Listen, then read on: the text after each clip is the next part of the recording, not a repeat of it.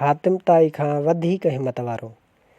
हातिम ताई सखावत में मशहूरु आहे। उन खां कंहिं पुछो त जहान में पाण खां वधीक बि को हिम्मत वारो माण्हू ॾिठई या न। हिन वराणियो हाओ मूंखां हिकु ॾींहुं 40 ऊठ ख़ैरात करण लाइ कुठा हुआ।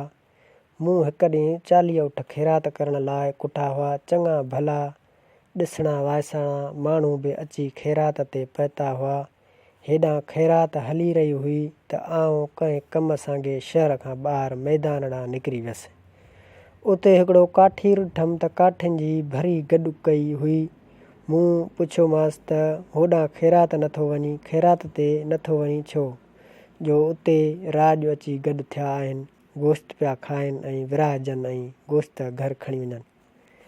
काठीर वराणियो जेको पंहिंजे हथनि जो पोरियो करे पेट पाले सघे थो उहो हातिम जो थोरो छो खणे, उन जो दर छो लड़े,